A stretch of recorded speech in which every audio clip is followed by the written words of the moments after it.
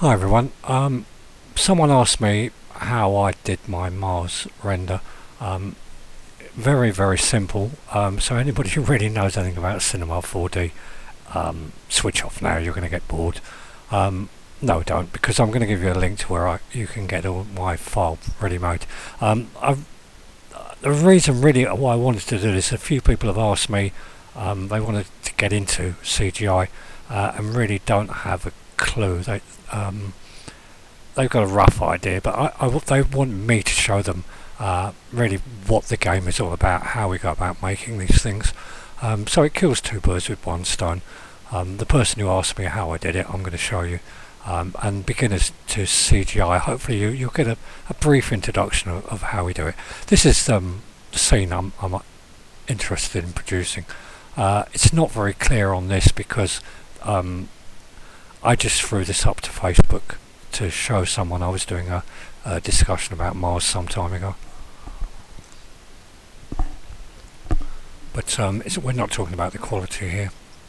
We just want to show you roughly what it's all about. The thing you're going to notice here is that these are actual Mars. That's the Valles Marianaresi, whatever is the canyon. You can actually see that it's physically 3D. I could actually fly in closer and fly down that canyon. And that's what my friend asked me how to do, and that's what I'm going to show you, how we go about doing these things. How would you go about modelling, terraforming Mars? And this is fairly low quality, but it's pretty good. There's a lot of flicker in this video, as I say. I wouldn't put this out normally to show people, but I just wanted to chuck this up on Facebook. I think I've got it on YouTube as well somewhere. I'd have to dig around.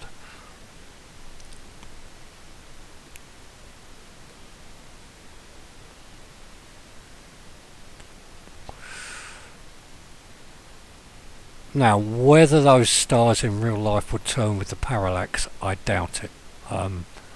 I didn't concentrate on the concept of parallax. Those stars are light years and light years and light years away, so they definitely wouldn't turn at that rate. But that's not something we should really be too concerned about. We're not doing a Hollywood movie here. So yeah, let's get back to where we are. Okay, this is my program of choice, Cinema 4D. There are a whole variety out there. If you want a free program, go with Blender. It's free.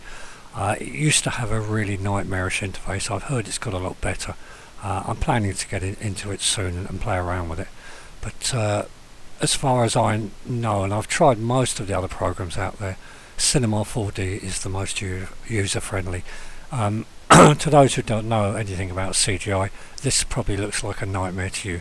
But believe me, it is a very user-friendly program. So it's cinema and it's 4D. 4 dimensions. The 4 dimensions are up and down. That's this green arrow. We call it the y-axis. Backwards and forwards. Back into the scene and out of the scene. That's this Z blue axis. And left and right, which is this red x-axis. I've got 4 views up here. One is, as you can see, a top view, a right view and a front view, and then this is my actual 3-dimensional view. Okay. Now to create Mars we generally want to do a sphere. We've got a whole rake of different objects we can actually ready-made for us that we can use, and we generally start with these objects. Even at the greatest Hollywood blockbusters will often just start with a cube or a sphere.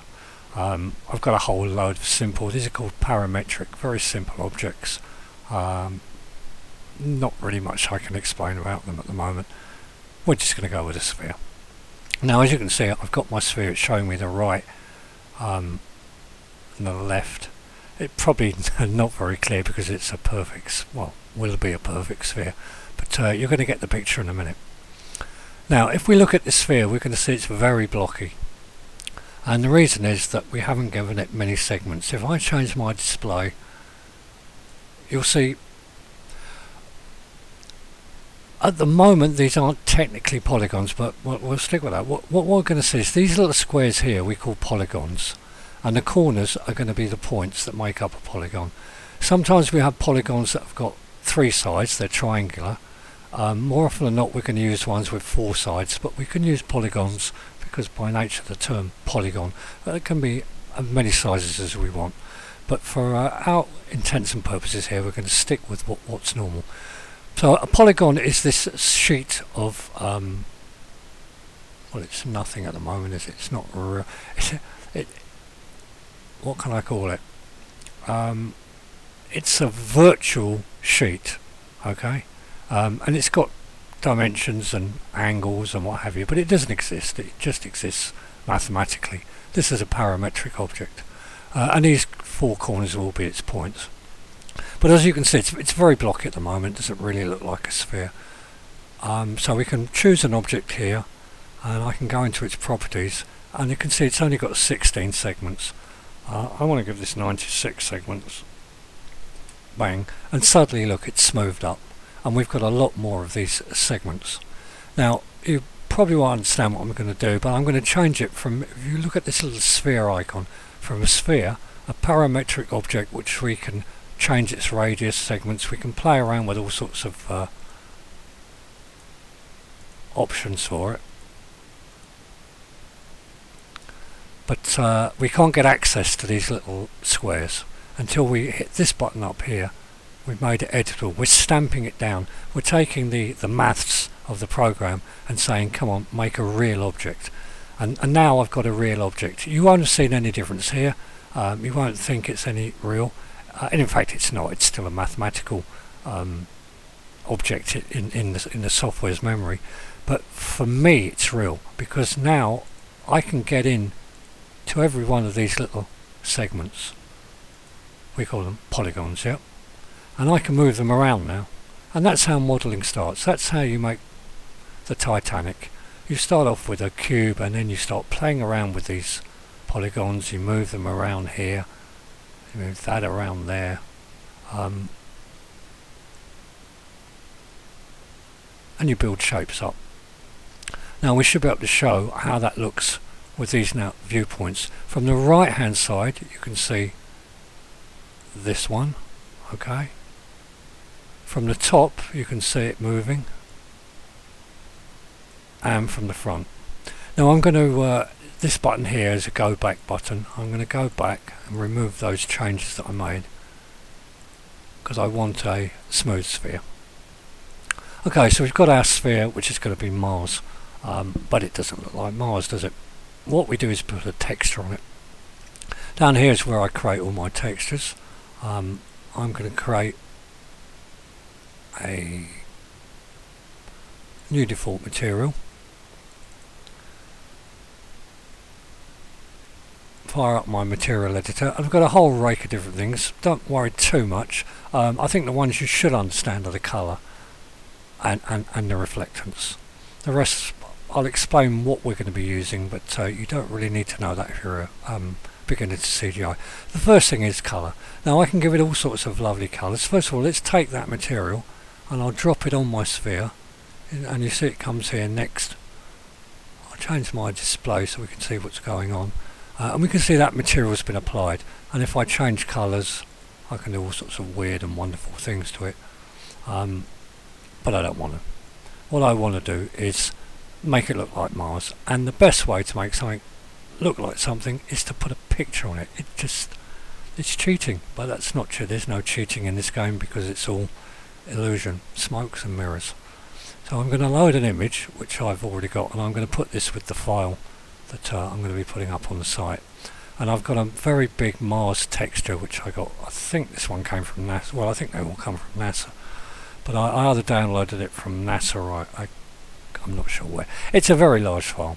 It's 384 megabytes, and it's got 16,000. That's 16K. So it's 16384 by 8192. You're going to need a reasonable amount of memory on your video card and your computer to play with these files, but most modern computers will be able to handle it. So I'll open this picture, and you can see it's stretched sideways. It's basically an unwrapped. Imagine if I cut Mars down there and peeled the skin off it and then laid it out flat. That's what I've got. And when I put it back on Mars, or on this sphere, it wraps around perfectly. Now I'll get rid of these lines. Let me click off the sphere and we'll get rid of those lines. And we've got a picture of Mars on our sphere, and it doesn't look very good, so I can upgrade that by going into my editor default. Now, as I say, I've got a good card here. I've got 12 gigabytes of virtual RAM on it, so I can go to full whack. But most of you should be able to get the full whack if you wanted to out of this. It's only 1024 megabytes of video memory. So go whatever your card can handle, and suddenly wham, I'm getting a lot better picture. Right, so there's Mars. Simple as that. Okay, that would do probably for a game, but we're going to make it look a lot better. Now, once we've done that and we've created our model of Mars, we're going to want to print it out, either so that we can print it to a single picture, or we can print it out, render it out to an animated video. And that's what these buttons do up here. So I'm going to click this, which is my render settings. I'm going to output just the one frame. I'm going to change my size, because I'm on a large monitor, to, well, a recent one, we have 4K monitors now. I could do 4K, but I haven't got a 4K monitor. So that's the best I can do. I'm going to change it to HDTV, which is the widescreen. This basically sharpens everything up. I will explain that in another video if you want me to go more into CGI, but I'm just getting it sharp and what have you. So I'm outputting it to just a single frame, and I'm going to save. No, I'm not going to save, we don't need to save it. Now, once I set the settings up, I can hit this button to render it out. There's my render view, and wallop, there's Mars. But all I've got is one image of Mars. Quite often, for architectural renders and what have you, you're just going to render out a lovely pretty picture. You may want to animate it, or you may not, but we're going to animate. So let's get on with animating. Right, what does it mean by animating? Well, excuse me, it's Cinema 4D, and the fourth dimension is time. And down here you see we've got a time track, very much like what you would have in a video player. I've got mine set to 240 frames, and I'm playing at 24 frames a second. In the UK, our movies normally play at 24 frames a second, and in the States they're 30 frames a second. You don't really notice much difference in it. It just means that I don't have to do so many frames. For 10 seconds I only have to do 240. So I've got 240 frames at 24 frames. I've got 10 seconds worth of film here. And what do we mean by animating? Right, I've got my sphere selected.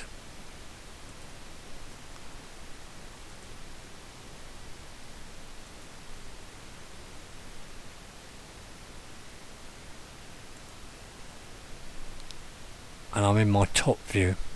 I'm going to move it by taking this X, which is the left and right, and move it over there. You should see it move in both. In all the pictures, right? It won't move it should move very little in the right, because I'm only moving it from the top. Yeah, so it's going that way. That one should stay stable. So we move it over to the left. Now I'm going to tell it that's your starting position. I'm going to stamp in a key frame. That's my physical input into the position. And you're going to see the magic of CGI in a second. Now I'm going to move to the end of my animation, 240 frames into the future, i.e. 10 seconds. And I'm going to move my Mars right over here and stamp in a keyframe to say that's my final position.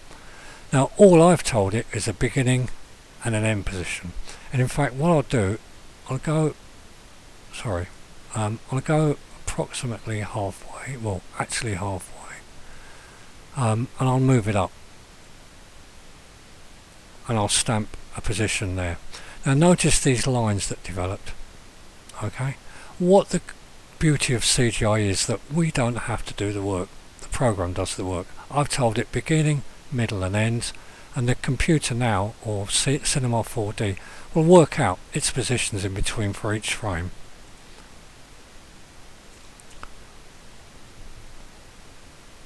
Now that's a very sharp angle there. I can change that to a much smoother angle, but we don't need that for this mini tutorial, as we're not actually going to be moving Mars. Right, simple as that.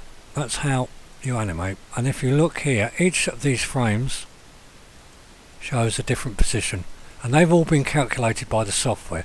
The only information I gave it was that position, the position at frame 120, and the position at the end, and the software calculates everything in between.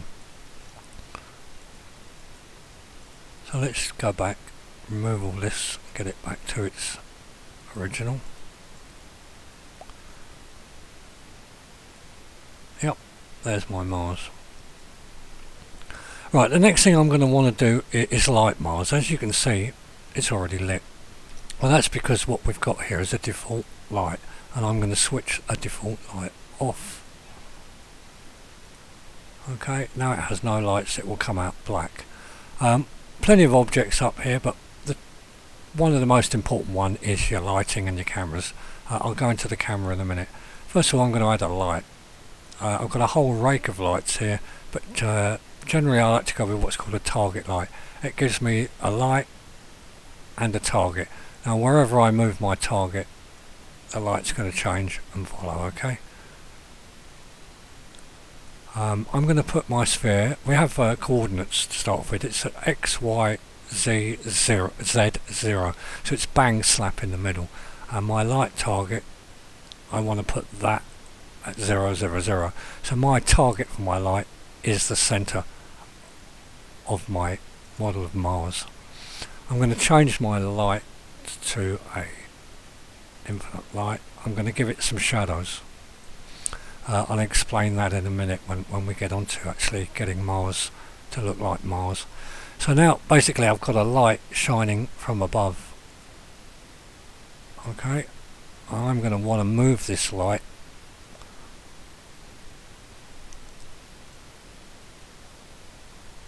here. Let's pop it round. See, I can move it in this top view, and we see it updating in all the others.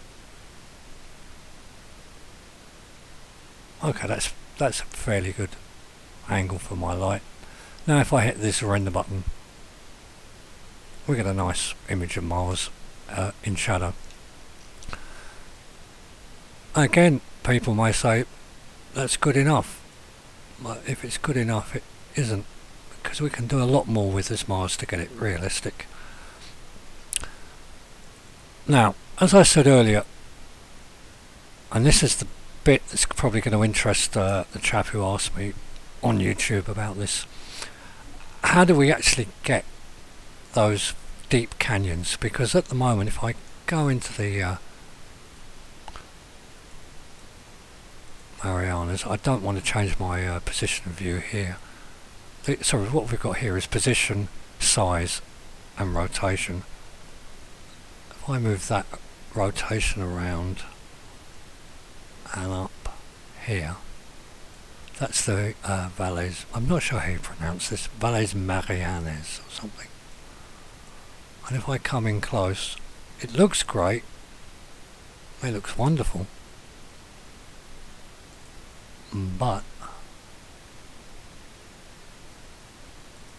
check I'm on the current frame. Yep. When I go to render it out,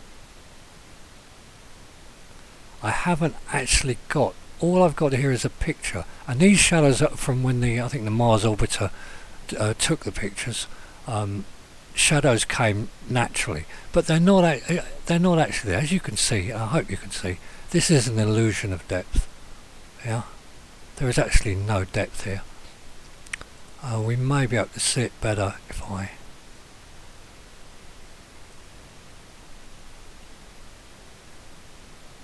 here.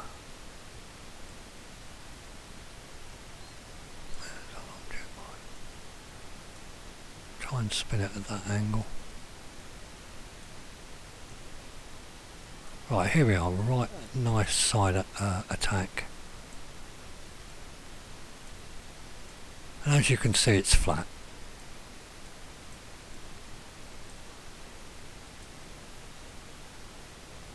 Smeared out and flat, doesn't look good.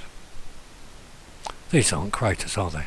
It's, as you can see clearly, this is just a picture that's been put on. So how do I give it its depth? Well, remember I made it editable so that I could get access to all these polygons, and I can move them up and down as I wish. And I could in fact then, if I was crazy enough, I could go in, make a lot more. Remember I made this 96 segments, I could make this millions of segments, have tiny little segments here, and I could model each and every crater just by pushing and pulling polygons around. I could spend a lifetime modelling this as it should be, but why do that when that's what the software is designed to do? This is where we're going to get to the bit that the guy wanted to hear about. We have a thing called polygon displacement, sub-polygon displacement. What I can do is tell the computer to move these polygons by using the texture of Mars to actually move them as I've got a texture here that says this is lower and this is higher. Do you understand? This is the bottom of the valley down here. It's difficult to show you with these polygons because there you go. This is the bottom here of the valley and this is the top of the valley, and I can tell the program these areas are going to be high, these areas are going to be low, move them up and down, and I'll do that with a black and white, what's called a height field map. Again, we get this sort of stuff from NASA. I'm going to go into a displacement channel to displace everything. I'm going to load a black and white image, and I'll use this one. Now these black and white images basically are height displacement maps. Where it's white, we're going to get high, and these are the volcanoes of Mars. That's Mons Olympus. I can't remember the name of the other three, but that's white because the volcano is high. Where it's white, it's high. Where it's black, it's low. Now, this material doesn't show up on here, but when we hit render, you're going to see it's been shoved and pulled all over the place. Okay, and it's trying to do that, taking this information, and there's a lot of information here. I don't know whether I can get this to show or not. Oh, here we go. And it's a 16,000 image. It's a massive image. It doesn't look like on here. But you can see, look, all this fine detail. It's the same detail that we've got on here, but in black and white. And whereas this is here showing us the colour of Mars, this is showing us the height and the depth. See this black here? That's the valleys, and these are the craters from. I think that's the Hellas impact crater. That might be Argyle. But so these are dark, deep craters, and these whites are really high. But I can't get that amount of information onto there just by using this displacement. As you can see here, you can see it's quite ugly. Now, the other alternative to work this out is to make this sphere a lot more detailed by originally giving it a lot more segments.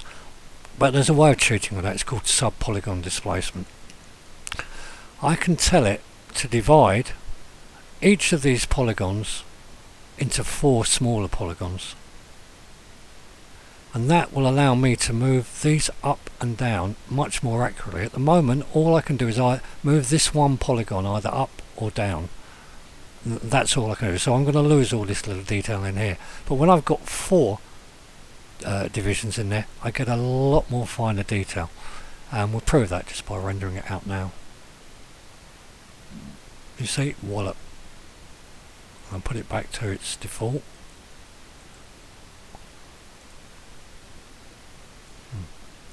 You want to go back to default. Well, that was the default, probably 4. Put it down at 1 and we've got nothing. Yeah, sorry, the default is 4. Because 1 is basically no subpolygon displacement. So let's put it back up to 4. Give a render here. Ugly. But we're getting there. Look, this is our valley. It's a canyon. And it's going up and down. We just need to basically put in more subdivisions. Now, subdivisions take up a lot of memory. At the moment, I've got 64 gig on this computer, and at the moment I'm using 10. That's probably for overheads, blah blah blah. I've got these textures actually loaded into memory. There's a variety of things that will probably, let's have a look. What's using my memory? Yeah, Cinema's only using 2, but there's loads of other rubbish in here that's chewing up memory. But watch what happens as I start trying to boost this polygon up. At the moment it's on 10. When we render, it didn't pop up too much. We didn't have much of a hit, but it looks terrible. We're going to need a lot more of these little skews. So let's try it on 6.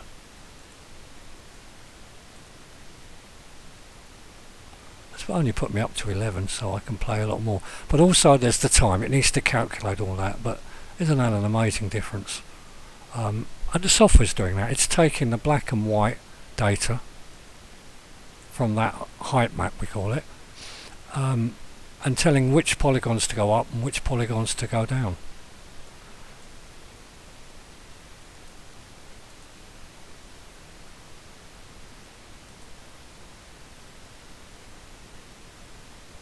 That's taken a bit longer now because I put it right up to 8. It's preparing that displacement, and you'll watch the memory start ticking up now.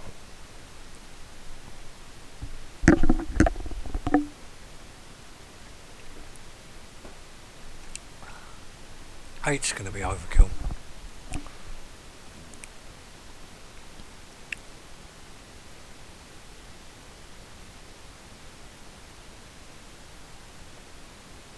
Still looks a bit there, but at least we're getting the displacement. And as I say, now that's real displacement. It's real geometry. We can actually fly, and I'll show you later. We can actually fly into these canyons. I used 13. I'm not sure what it went up to maximum now. I'll have a look. I think it was up to 20. It's quite high. Right, let's just drop it down a couple of levels. Down to 6. Now, as you saw, we had quite a messy displacement there. So let's put on the round geometry and map resulting geometry. For those who don't know about CGI, don't worry about that. For those who do, look it up in your help, but you're going to find specifically in this situation we want to round that geometry, and we want to keep everything mapped so its UV coordinates are mapped. As I say, look it up in the help, but just tick all these on basically. There are going to be situations where you won't want this, but generally I find I'm going to need these.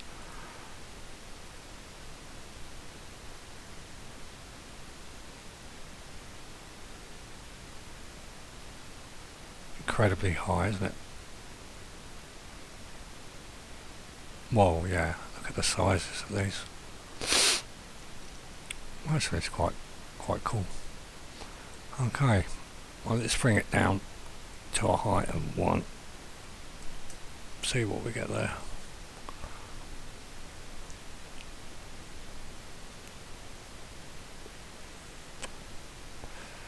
That's a lot more believable, and you should see we've actually got the mountains there. the volcanoes there. Let's put it up to 2.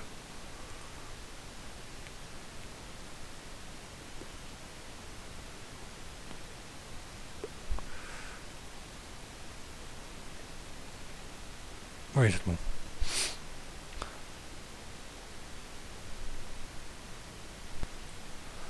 So let's try and get in a bit closer.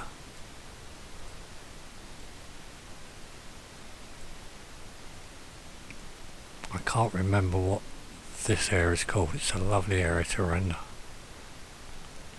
Fantastic planet. Right. Let's go into here and see what these look like.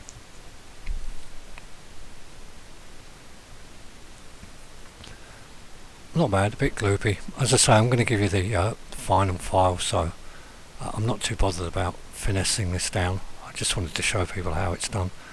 Now, there's a few other things we can add.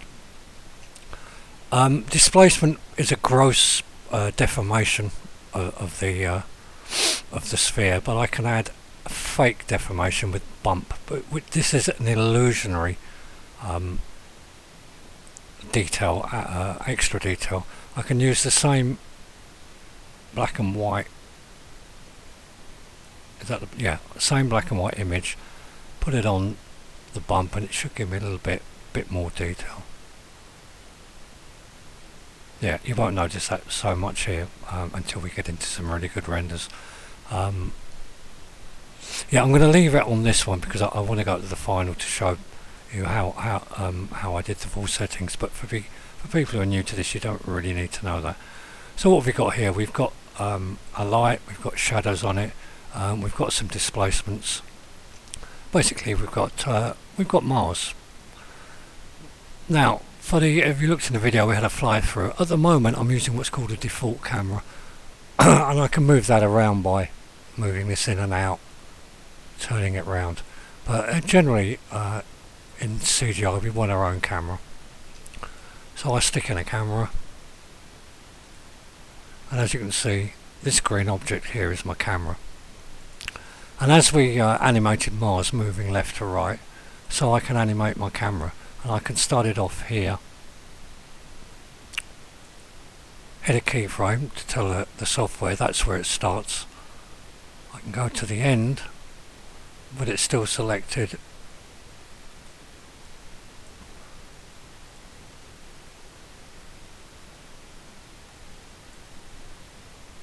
I move in over here and add another keyframe. So now the computer knows the position at the beginning and the position at the end, and it can calculate everything in between. And I can have the camera spinning and twisting. I can bring it right down here and let it fly along this canyon if I wanted to. And then what we would do is once we've got everything, there's a lot more work to do on this, but once we've got everything fine, we'll tell it not to render one frame, we'll just render all the frames. We'll tell it to save, I won't, but we would normally tell it save. You could render it out straight to a movie, Windows Media File, MP4, AVI, but generally in 3D work we don't. We render stuff out to single images, single pictures, and then we stitch them all together. The reason being that if anything happens to the software while we're doing it, we'll lose the whole lot. And some of these renders can take many hours to do.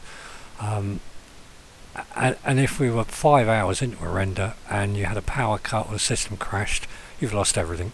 Whereas if we render it out into individual frames, individual pictures, if anything goes wrong, we can always start, carry on from where it failed. So we'd render it out to individual images. We're rendering all frames. This anti-aliasing is just a way of sharpening things up. I don't need to go into that for you people who aren't that well versed in this. All you need to know is that we're rendering out to individual frames. And we just hit my render again. It's told me I'm not saving, a warning, but I don't want to save for this. Now each time it's a bit slower now because it's calculating the what do we call it, the subpolygon displacement. And it's going to bubble away doing its thing now for however long it takes. These are working out at, let's see, 20 seconds, 18 seconds a frame, 240 frames. You do the maths. If it was 10 seconds a frame, that would be 2,400. It's going to take a while.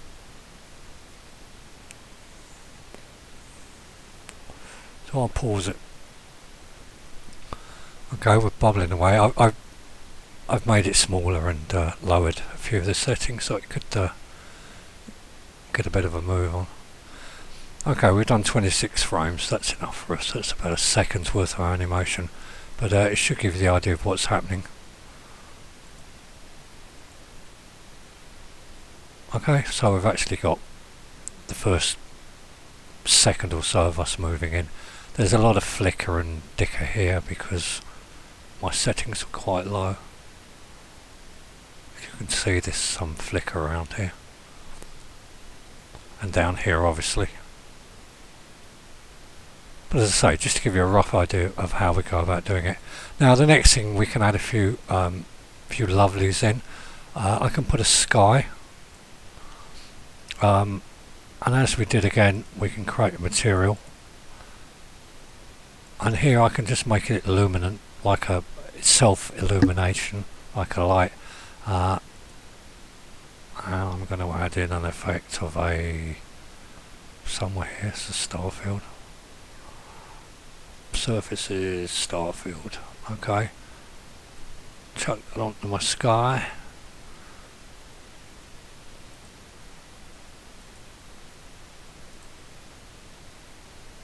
There you go, looks a bit better. Up it perhaps. We don't need to have it upped in the viewport.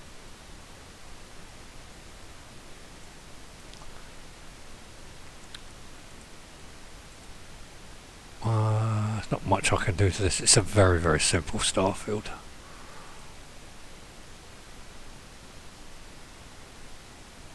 Well, it looks quite effective. We can add a sun, so I'll put in another light. And remember, this Z-axis is moving things back. I can move it back here. And I can make this light. I don't need any shadows. But I can make it a visible light so we can see it.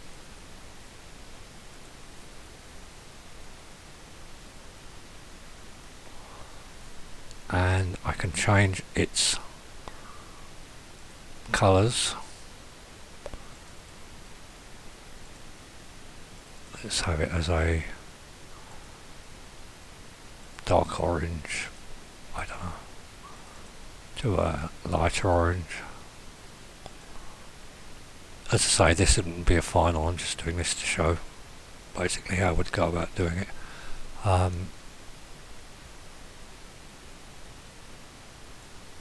give it a bit better brightness.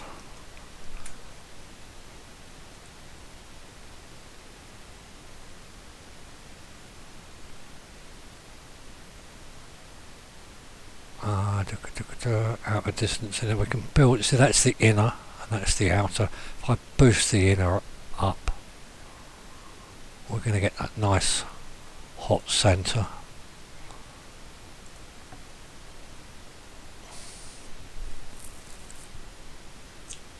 And I can give it a lens flare. I mean, I'm just going to chuck one in just for a giggle. There we go. I wouldn't use the sun, it's a bit cheesy, but just show you what it'll look like. There's my lens flare. I can hide that behind objects, blah blah blah blah blah. And I can get a reflex, which are these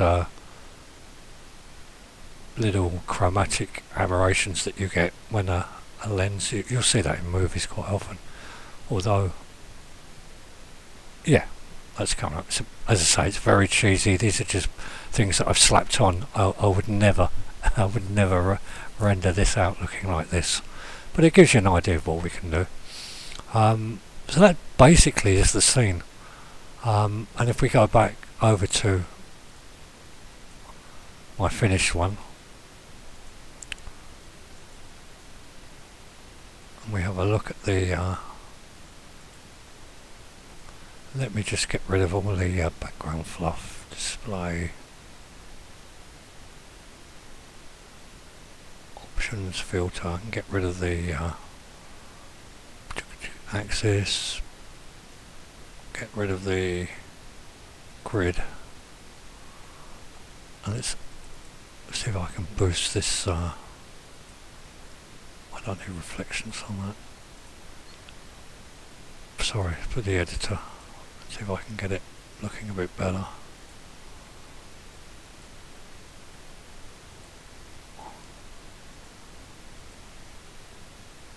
No, it's not going to want to in this display. It's, as I say, it's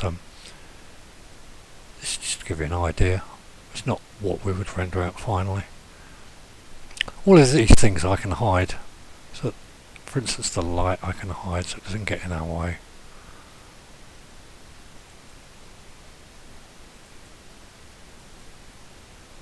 Hide the camera. There you go. Now we're not seeing that sub-polygon displacement in the render view because it's something that's calculated when we actually render it out.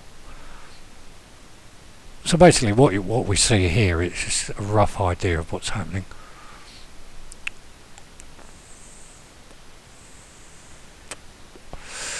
And it could look a lot better actually. I think I can up the resolution of this as well.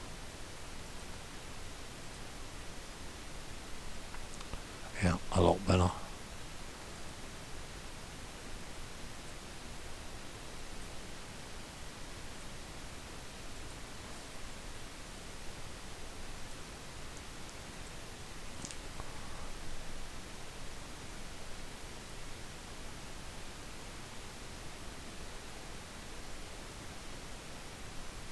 And if I were to stop it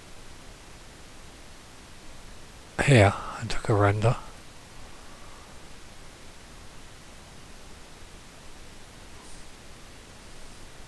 now what I've done is I've put another light in the middle here, and I made this so it doesn't actually illuminate everything, so it doesn't brighten anything up, it's just a visible light, but it's slap dab in the middle. Remember I did one for the sun. Well, this one, if I come out of this camera,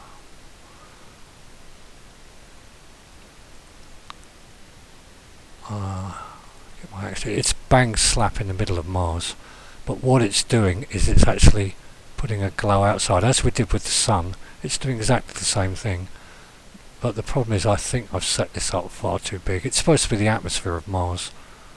Doesn't look too bad from that distance, but there's the sun that I did earlier, one I made earlier, but maybe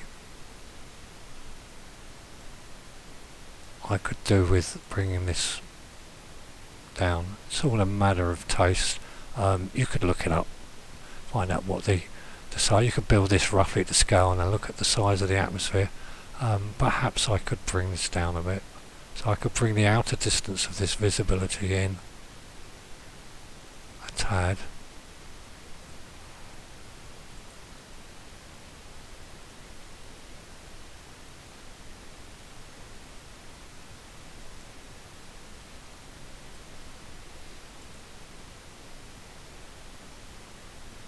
That's a bit better. As I say, you can play around with that. What else have I done on this one that's slightly different? As I say, I'll put this file up. I'm going to ask for a donation for it. I'm going to charge for it because it took quite a bit of time to get this set up, and I need to pay my electricity bills. So I won't go into all the details here, but I've added some diffusion. What I've been basically doing is using these same images, filtering them down. Bit of a contrast is down. I found it, as you looked before when I did that first one, that it was very sharp, and some of the craters were not craters, they were perhaps noise on the image. Generally just to sort of calm it all down, I brought the contrast down on these. I haven't done anything to Mars itself, except to the colour itself, but I've done things to the bump, and I messed around with things on the displacement. That's quite a low subdivision level, that 4. Again, as I say, play when you get the file, play with it and you'll see. As I say, there's not really much else to this. This light has got an X, so I'm not using it. It's an old light that I left behind. I've got several cameras from different viewpoints. Let's render that out and see what that looks like. I must remember what this is called. Output. Current frame. Let's see what we get there. Not as sharp as it could be. I could up the detail a lot. In fact, I will. I'll up the detail for us before we finish with this.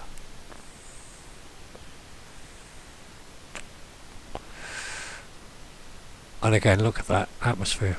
But there again, I don't know the actual data of Mars and how high its atmosphere is. I don't think it will be anything like as high as Earth. It has got an atmosphere, obviously. Yeah, that doesn't look that wonderful, does it? It's a bit poor quality. Let's have a look on my anti-aliasing, sharpening. Well, it's quite sharp. So I think what I need to do is go in, and it's up these. Let's buzz it up to 8. I mean, you can go all the way to 12 if you wanted, but I don't think I'd have enough memory. Have I got my task manager running?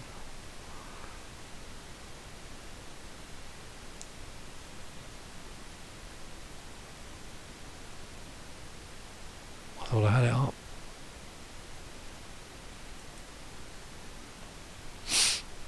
Just tell me how much memory I'm using anyway. System memory, 36%. Let's see what I hit. Well, actually, no, let's go with task manager. Because that'll give us a better representation. Right, I'm running on 14 gig of memory there. Let's see what it ramps up to. I've got it on 8. 8, yeah, which is reasonably high. And obviously it takes a lot longer now. It's preparing that displacement. As I said, it's subdividing each one of those big lump square polygons, and it's subdividing at 8 times, and it's got to then take the data from that black and white image of Mars and adjust each of those little polygons, those little squares, on the basis of the black and white. White is high, black is low, and that takes firstly quite a bit to calculate. It's preparing it, but also a lot of memory. I would hope most people working in CGI today have got at least 32 gigs of RAM, but if you haven't, you can get away with less. It'll work with less. It's just going to be a lot better at 8. And of course, a lot of it depends on how much time you want to spend rendering.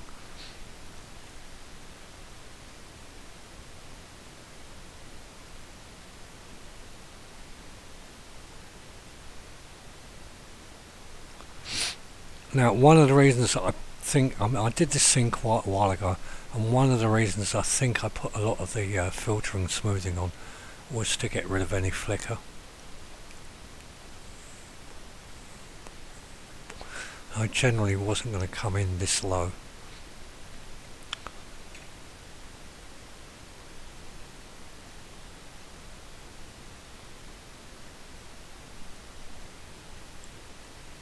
Minute 25. It's a bit blurry, but we could always sharpen it up in post. But let's take those filters off.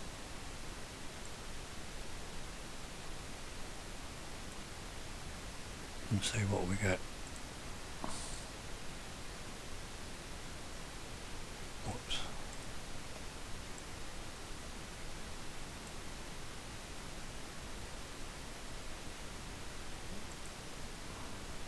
Take the diffusion off as well.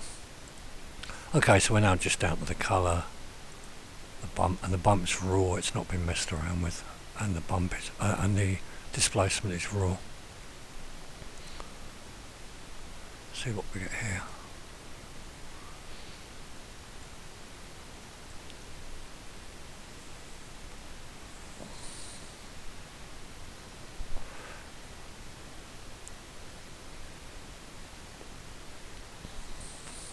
I mean, this is basically what CGI is all about. Getting your scenes set up is quite relatively simple, relatively. But as they say, the devil is in the details. It's the tweaking and the fiddling and trying to get it right. And the great problem with all CGI artists is we're never satisfied with what we've got. Some people will go, that looks fantastic. To us it will look rubbish. I mean, I'm not happy with this at all, to be honest with you. It's very blurry. But notice how that, by using those smoothing filters to lower the contrast, it gave me, I think, better effects around the edge. This looks very twisted and torn. I'll go back and see what the other one looked like. 25, around about 25 was my memory max.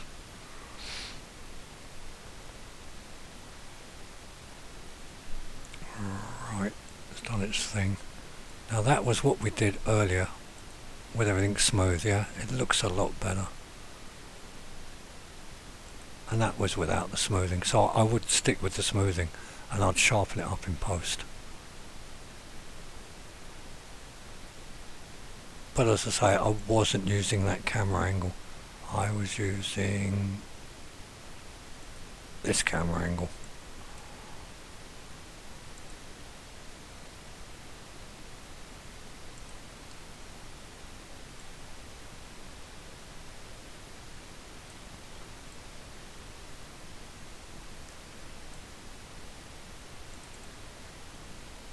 And I'll actually revert to the save, so we'll see what it looked like.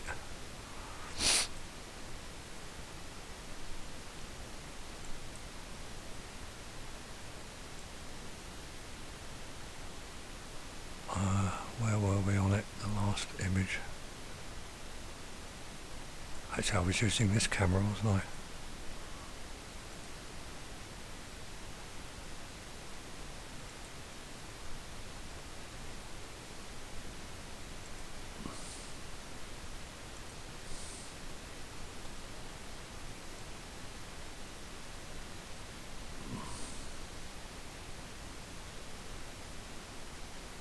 Okay, well, we'll try from there and see what sort of effect we're getting. I can't remember which camera I used last time.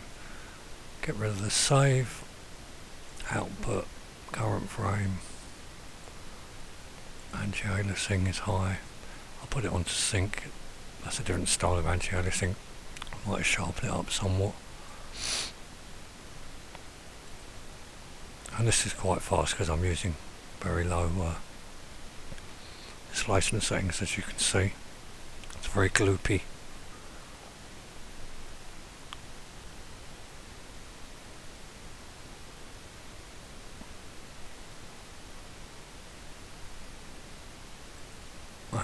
And let's put that displacement back up.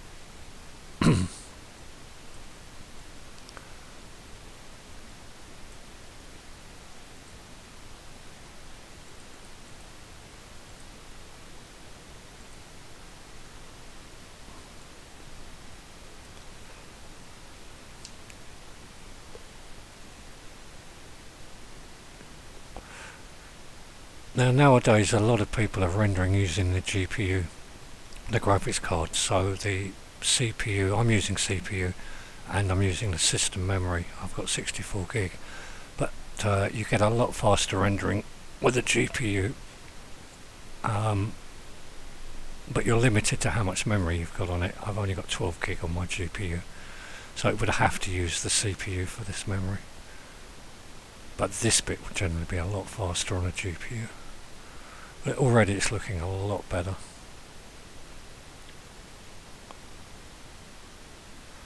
Now a lot of these are clearly impact craters, but I believe a lot of these, it's the noise. Mars is not going to be perfectly smooth, obviously, but I suspect that the way that these are quite uniform, that I think a lot of this is actually noise from the image. There are bigger textures you can get, more accurate textures, but they are massive in size.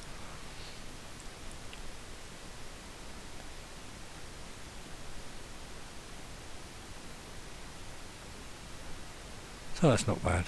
1 minute 20. I mean, let's really push it and see what we're going to get, if there's a lot of difference if we zing it up. Now that probably is already going to stretch my memory, and it'll take a lot longer to actually do its thing. We'll see if there's any noticeable difference. I'll pause. This is hitting 53 gig, so it's not going to be worthwhile. I don't think anybody would want to go that high. Let's see if I can cancel it out. I'm not sure if it will while it's preparing its displacement. Yeah, it's dropping the memory, so it's trying to cancel out.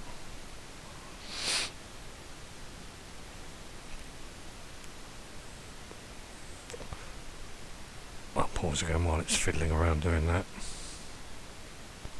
Yeah, that was just taking too long. Ridiculous. No one would want to do that at level. We'll do it at 8, which is pretty high. I've upped the anti-aliasing settings as well.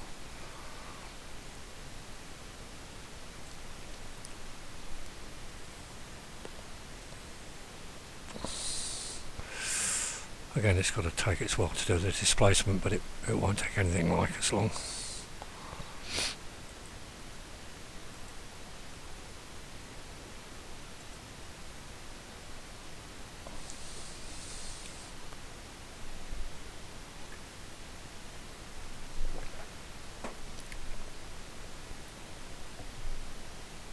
Right, it's done this displacement. Now the rendering again is going to take a lot longer because I've upped the settings.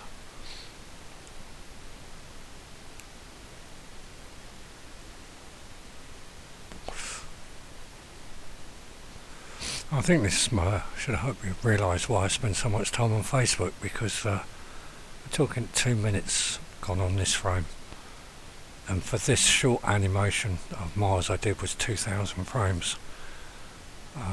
And I'm a poor man, I've only got one computer, so once it's hacking away on this, and I'm not a great fan of working on my laptop, so it gives me an excuse just to warble away on Facebook while it's doing its thing. Normally you would send this off to what's called a render farm, which is or a cloud on the internet, which is tens and hundreds of computers all linked together, each one doing a subsection of frames 1 to 10, another one does frames 20 to 30, blah blah blah. So you can see how the time of rendering can be slashed. I mean, something that may take a day to render would take maybe an hour once you send it all out to a render farm. And they're relatively good prices, but for my hobby work I don't need them. But if I was doing something professional, clearly I'm happy to spend £100 getting it rendered in an hour as opposed to waiting for a week to get it done. So there you go. There's a lot more improvements and adjustments you can do. I only just reset this file up from a very old, I had an old file and I'd forgotten all the settings, so I quickly redid it. There's a lot more you could probably do with this. For those who know about Cinema 4D, your specular levels and perhaps reflections can be adjusted. You can change the colours, give it a bit of glow. It's totally up to you. But basically, what I'm going to give it in the file will be all the textures, and it's already set to go, and you can make some adjustments as you see fit. As I say, the reflections is a default specular. You may well want to remove that and or adjust it. It's all totally up to you. Diffusion I've thrown in as well. Take it out, put it on, it's up to you. I've got it affecting the specular, which is quite useful. Otherwise there's nothing really here of any great amazingness. The only use for this video really is to for the chap that asked me how I did it. I'm showing you how to do it. If you've got any problems with Cinema 4D and you're not as versed as I hope you would be, give me a shout and I'll explain it in a lot more detail. But I'm assuming that you know Cinema 4D, at least the basics of it. For my friends who know nothing about CGI, hopefully you've seen sort of the sort of stuff we get into trying to do this stuff, and this is a very, very, very simple scene. So yeah, I mean it's complex to a degree. The actual software, all of this, once you get a handle on it, it's not as daunting as it looks. But getting things right, the devil is in the detail, and that's what takes us our time. And as I say, we're never satisfied. Well, it can be a problem. We get too stuck into the into the detail, and we'll spend hours on something that probably is not going to be noticed by the viewer. It's a problem that you've got to try and get away from when you're in CGI. So yeah, there's a lot you can do with this program, a lot. I mean, they use this program for Hollywood movies. But as I say, there's a lot of simple, very, very simple things you can do with it. Let me quickly just show you the sort of stuff that we've got on here.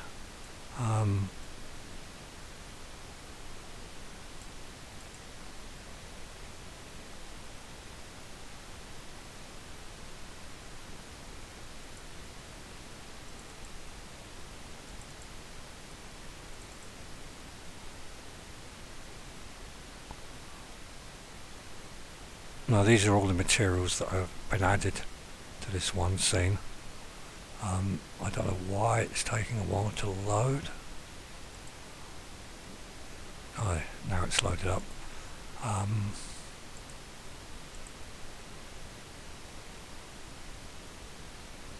Because I'm recording, that's why it's taking things quite a bit of time.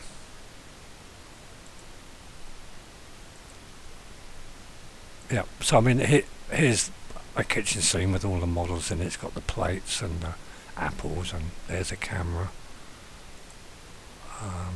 We're on a main camera. Got another camera. Some other cameras. That's a relatively good view. Again, it's the same idea. We do the settings. I'll get rid of the save. I'm just going to output current frame. This may take a while. Let's see how it goes. I might pause. I mean, this is close to a professional shot. It's not 100% professional, but it's a start. You'd work from here and really try and improve it. Now, it looks rubbish at the moment because there's got a new concept that's come out. It's called denoising. Normally to get something really looking good would take a long time. But at the moment, as you can see, we call these buckets, these little squares that are going around, and they're flying around at the moment. Believe me, this is flying in comparison to what a high quality render used to be like. But the reason why it's flying is, as you can see, it's very noisy. But there are now new algorithms that can actually remove the noise. It's a form of cheating.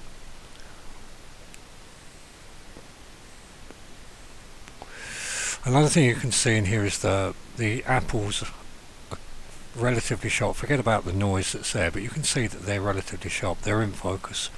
What we do in these programs, we can actually get real-world cameras with real-world lighting, and we're using depth of field here, whereby the thing that we're concentrating on is in focus, the apples, but the background stuff is out of focus, as in a real camera, and we can adjust the focal length, exposure.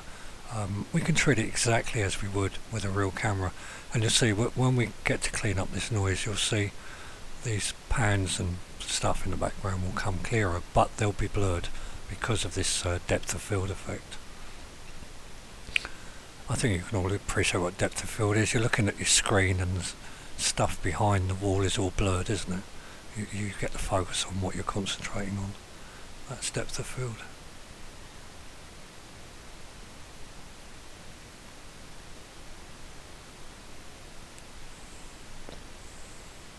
Now don't expect fantastic results here, this is just a straightforward example file, just to sort of get a feel of how it works. We'd pull this apart and have a look at the camera settings, the lighting settings, the materials, etc, etc.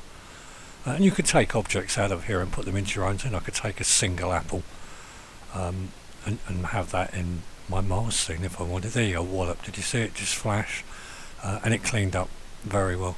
This 80%, that's why we're getting this aliasing here, because we're not on the full. If I bring it up to 100%, now that's perfectly smooth. The apples look fairly good. And this depth of field isn't too bad. It just looks a bit, well, it looks very CGI to my liking. It's good enough, I suppose. For the purpose, I always say if it's good enough, it isn't, but for the purposes of showing you stuff we can do. So yeah, that's basically it.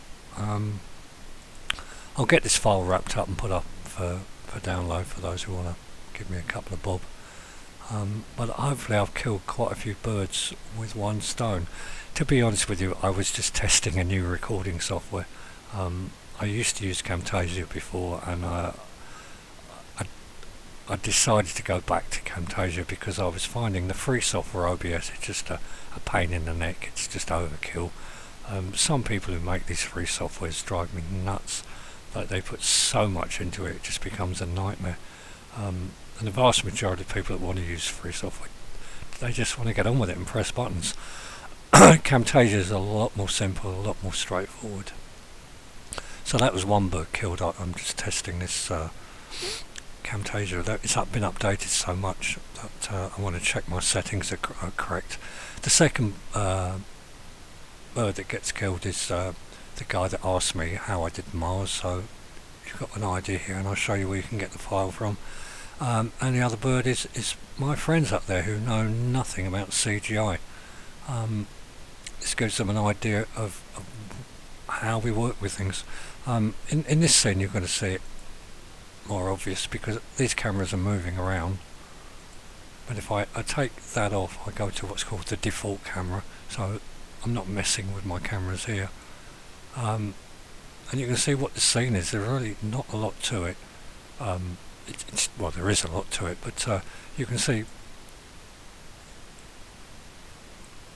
that everything is just set in this one room. I've got a background which is giving these pixelated look. Well, that's there to give lighting. We can actually light from a sky. We can use that as a real world lighting.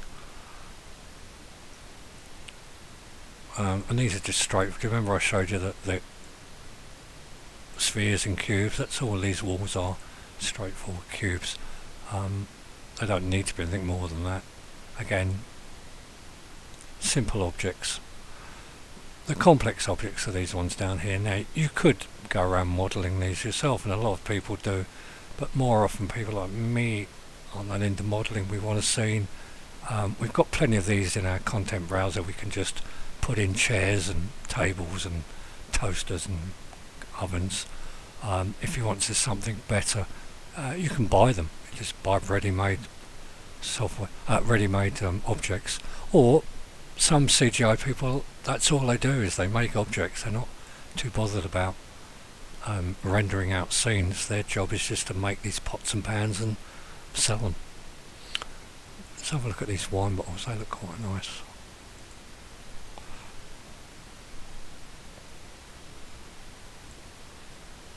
Give that a render out.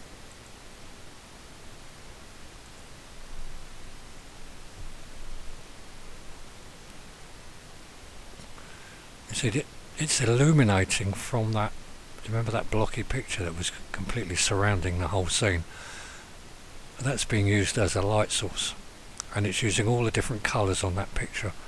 So for instance, if this was an outside scene, I could try and fake it with different lights, but it's better to put a photograph of the outside on my sky object, which is surrounding the whole scene, and tell that to light the scene, and that way we get accurate, almost real world lighting.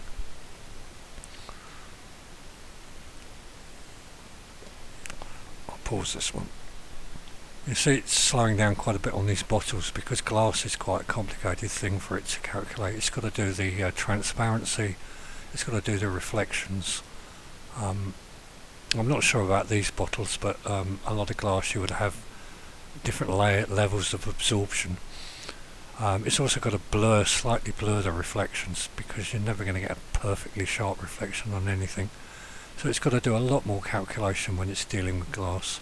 As you see, when it jumps to the background, which is that wooden, I can show you with my mouse, this wooden stuff here, it flies when it gets there because there's not much it's got to calculate there.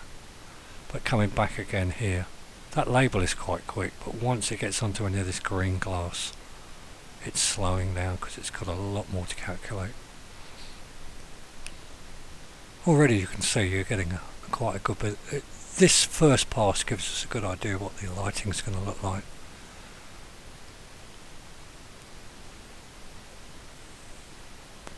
And watching these little squares go around, you develop what's called the render stare. There you can always tell a CGI man. They've got that 30-yard render stare. I'm just sitting here staring at them. In many ways it's quite relaxing. We delude ourselves into saying we're working when it's just rendering. But more often than not, something like this, it was a 2000 frame render, you set it on to render, you then go onto one of your other machines and work on that, or you go down the pub. Not that I go to the pub anymore. But on a render farm, you could actually, as I say, on some render farms you would tell it frames 1 to 0 to 10 on one machine, 10 to 20 on another, blah blah blah. Or you could just split up. If we were doing this one picture, we could actually split this and tell one computer to render here, another computer renders there, another computer renders there, and we get the whole thing done in 10 seconds. And then all the computers send that data into a central computer, and it puts all the pieces back in place and pumps out a single image. That will be called distributed rendering. Again, as I say, if we were using a GPU renderer, video card renderer, which is all the rage at the moment, this would fly through. I won't show you that now because it's really not much point. I've got a GPU renderer and it comes with Cinema 4D, but it's not a particularly good one in comparison to the professionals out there, and they're several £100 a pop. Cinema 4D, it's not cheap, but they've changed all the licensing now. I don't think you can buy it full. It's either a yearly or a monthly subscription. I'm on a yearly.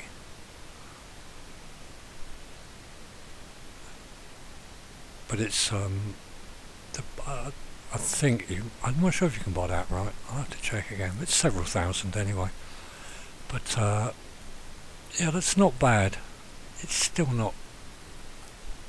It's an example file, so it's never going to be perfectly wonderful. Go on the net, have a look for Cinema 4D renders, and you're going to find some absolutely mind-blowing renders. Well, let me show you. Hold on. Right, here's some stuff I've done over the years. Again, not particularly fantastic, just toying around, but let me show you some of the architect renders. These are scenes that I took out of 3ds Max and redid them in Cinema 4D. That's what it looks in wireframe. In other words, straight out of Cinema 4D with no textures, just to show you what the actual geometry looks like.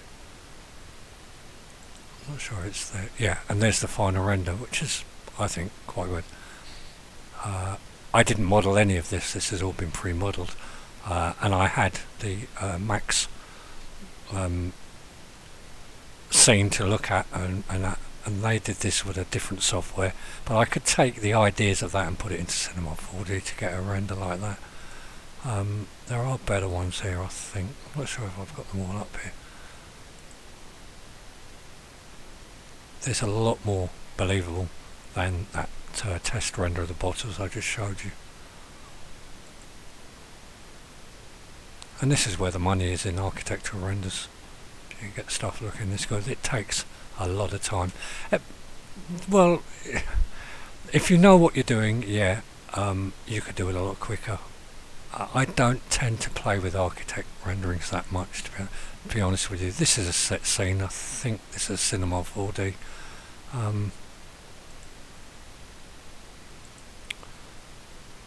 So I'm a bit slower on it than a lot of other people, because I have to keep relearning it whenever I go back, because to be honest with you, I'm much more into bangs and explosions and stuff. What else have I got here? Yeah, I mean, similar idea, the apples and the bottles, but it's just much better render. A lot more time been spent on it. Nothing of any great interest here. It's one of my first ever scenes I did. It was a classic modelled scene that went out on the net for people to do all sorts of different versions of renders on it, and it looks rubbish. It's terribly CGI. I remember when I first did this in God knows when, 2000 or something. I thought it was mind blowing. I was impressed with it, but it's laughable now. Yeah, that's really all I wanted to show you, the sort of levels that we can get. Again, another one I thought was fantastic, but doesn't look too hot now.